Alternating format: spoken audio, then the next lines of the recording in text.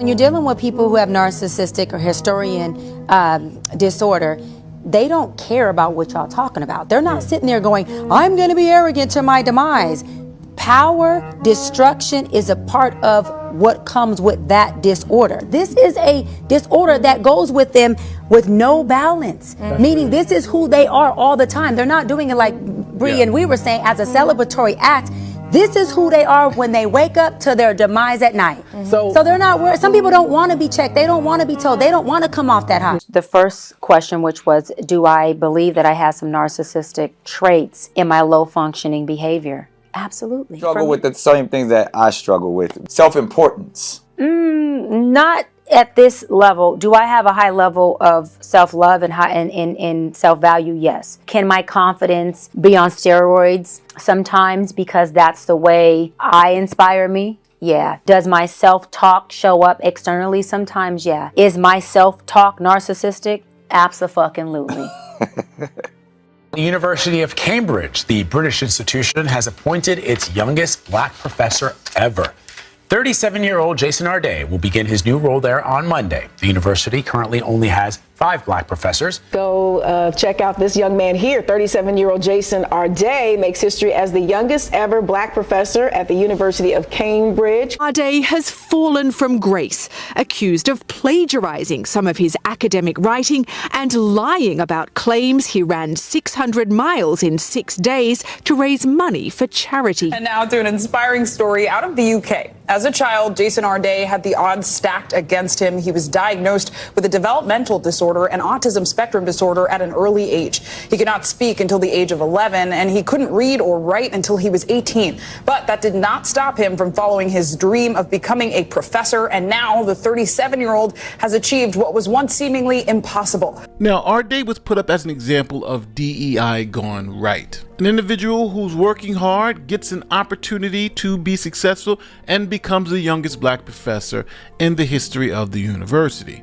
DEI accomplished. Now, as a published university professor, people are going to look at Jason's work. They're going to say, hey, how did he get it right?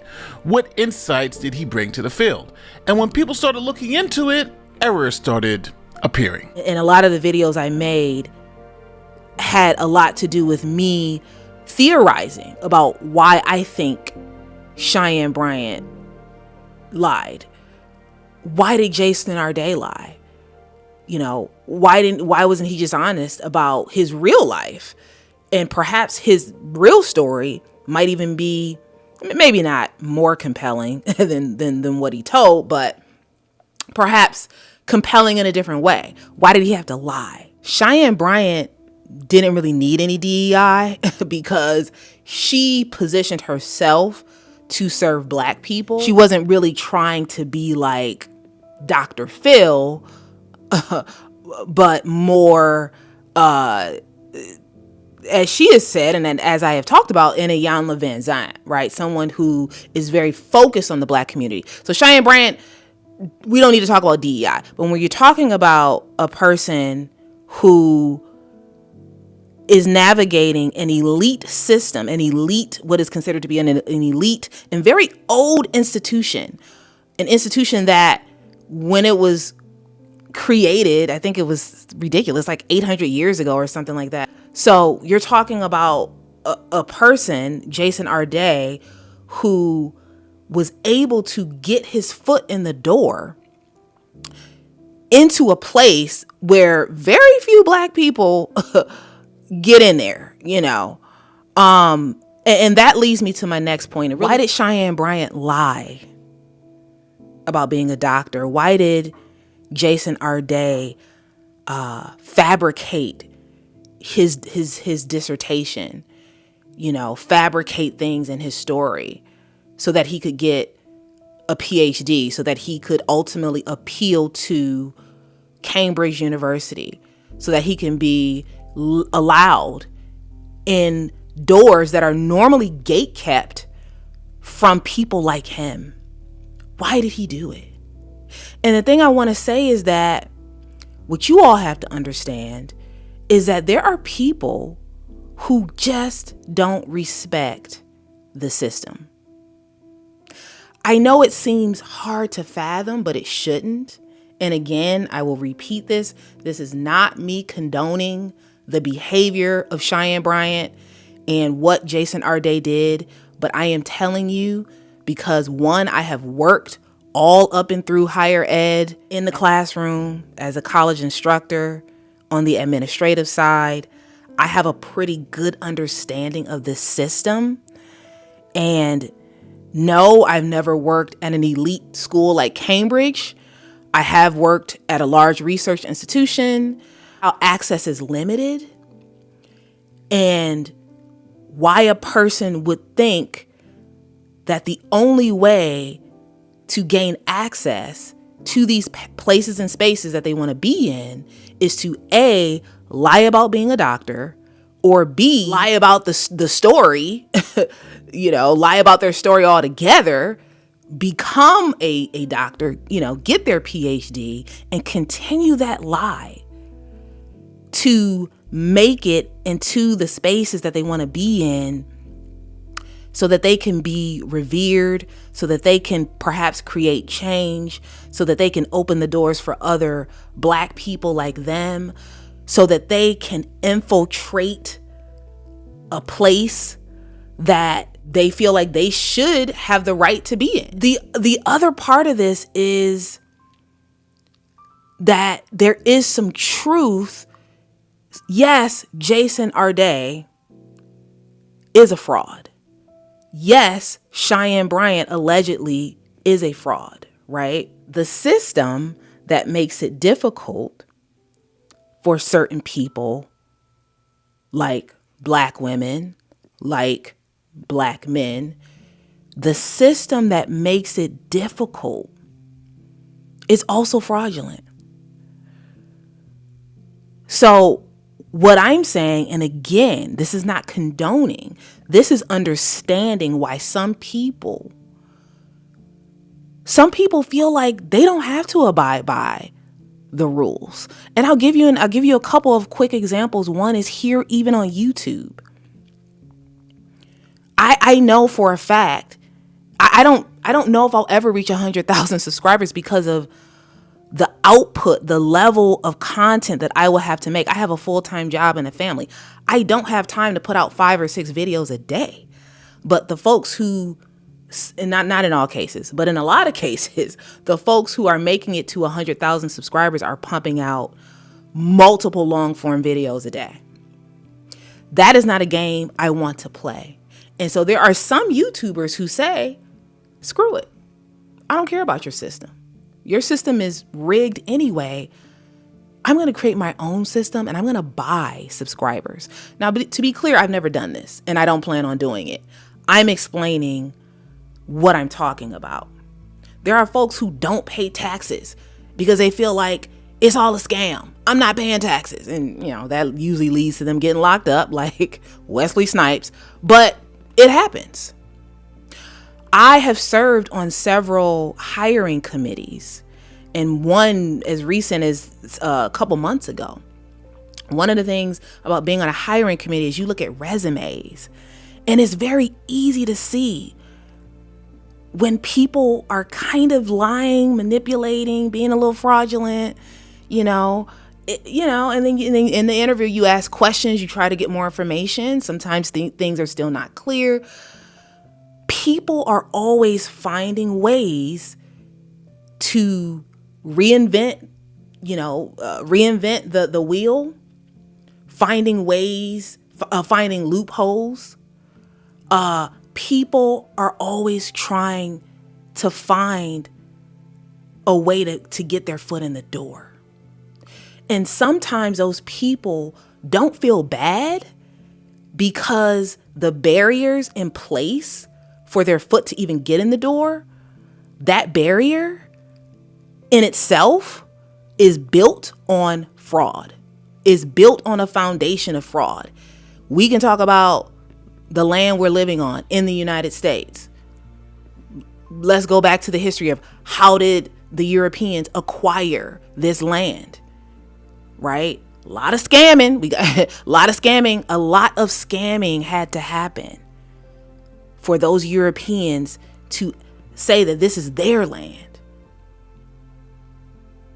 slavery, Jim Crow, redlining, the Tuskegee experiment.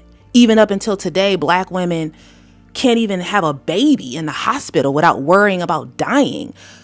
There are so many systems that are rigged. So again, why this video hasn't been made is because it sounds like I'm saying that Cheyenne Bryant did the right thing. It sounds like I'm saying that Jason Arday did the right thing. I'm not saying that.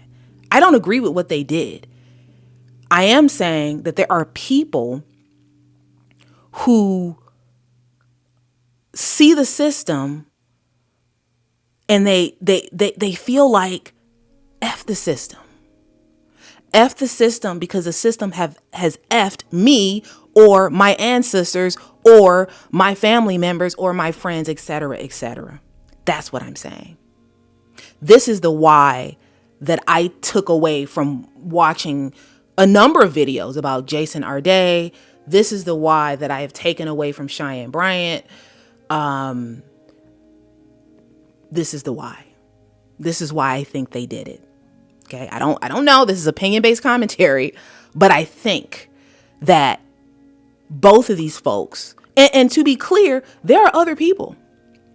These are the Cheyenne Bryant and Jason Arday kind of rose to the top of, because one, Jason Arday being part of this white establishment, Cheyenne Bryant, being this social media guru and like this social media figure.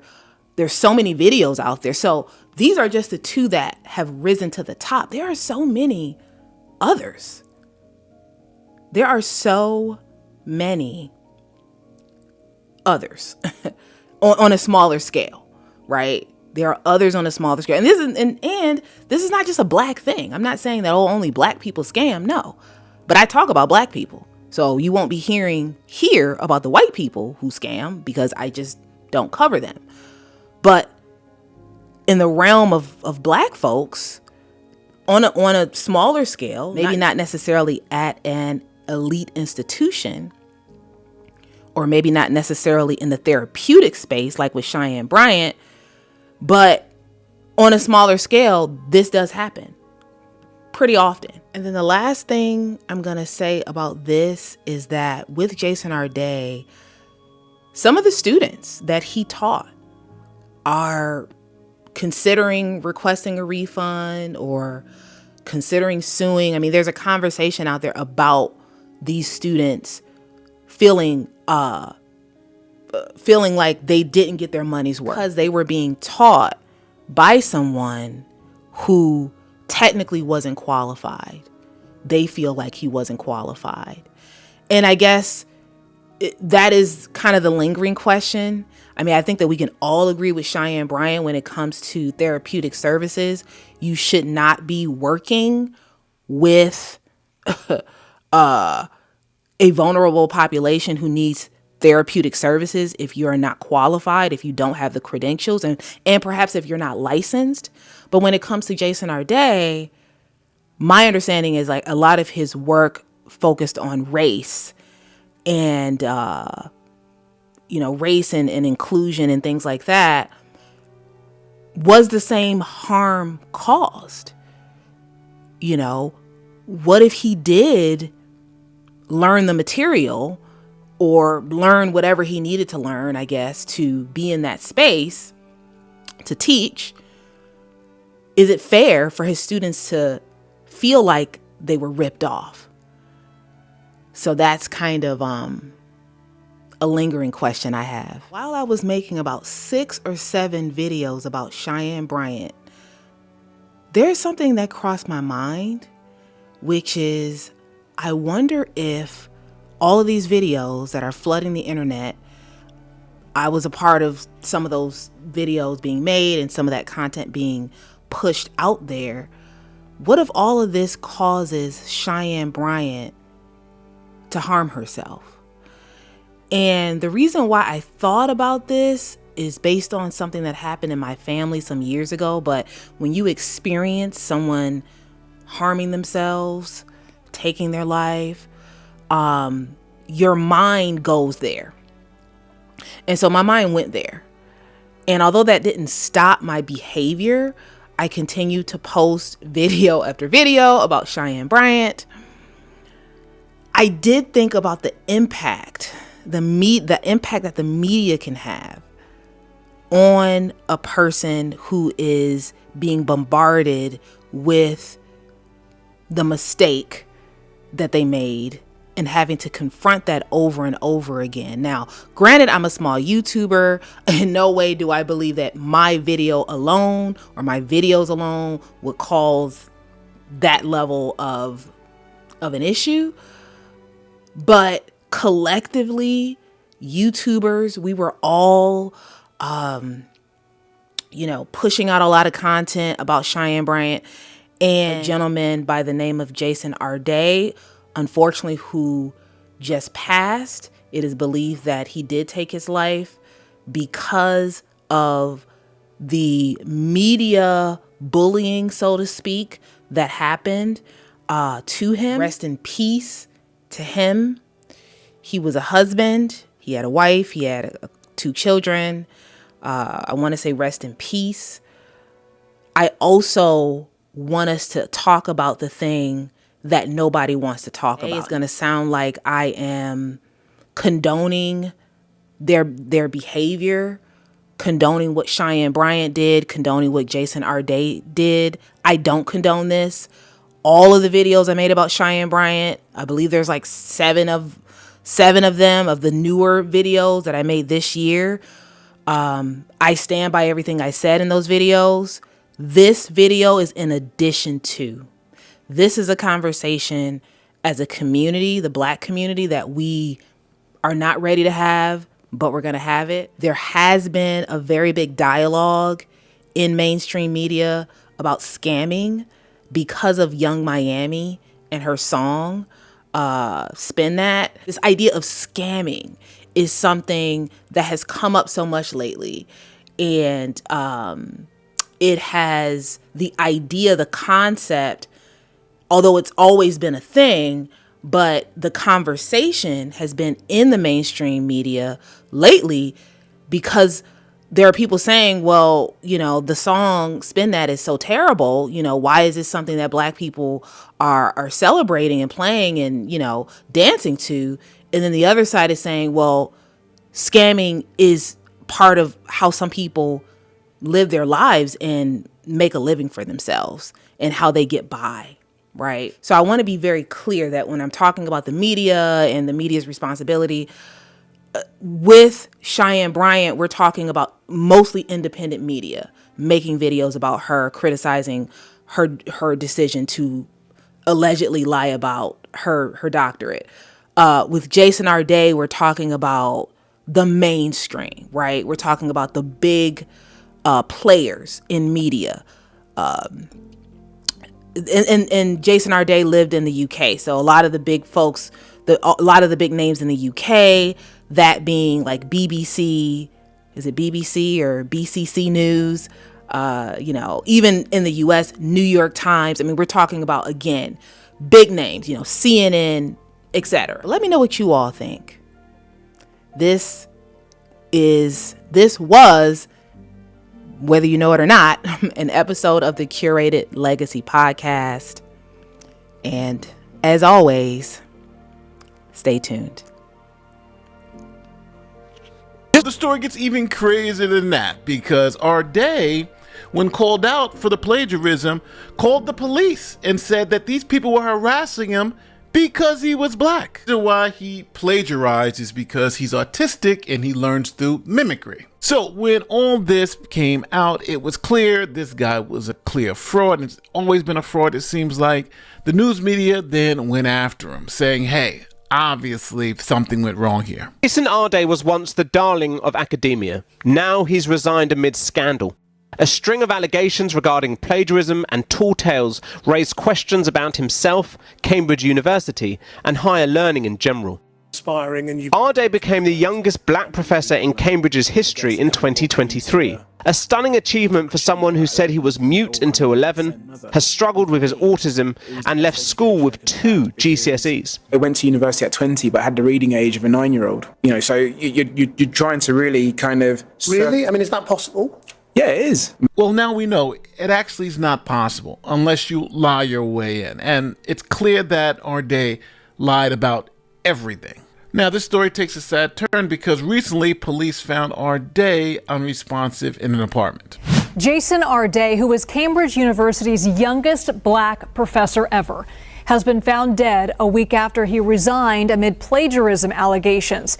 Investigators say the circumstances of the 41-year-old's death do not appear to be suspicious. When he was found out, he could have easily said, okay, show is over. But he doubled and tripled down, blamed racism, and kept the lie going. And think about how crazy the lies are, running multiple marathons on broken legs. And matter of fact, in his book, he forgets what type of cancer he says he had at the beginning of the book. Because at the beginning of the book, he says, I got testicular cancer. And then by the end of the book, that testicular cancer is miraculously now brain cancer. Sounds like the guy has a problem with the truth. Matter of fact, it sounds like he's pathological with the lies. Now, my heart goes out to the guy's family. Hey, I'm sorry for your loss. But let's not make this a race issue.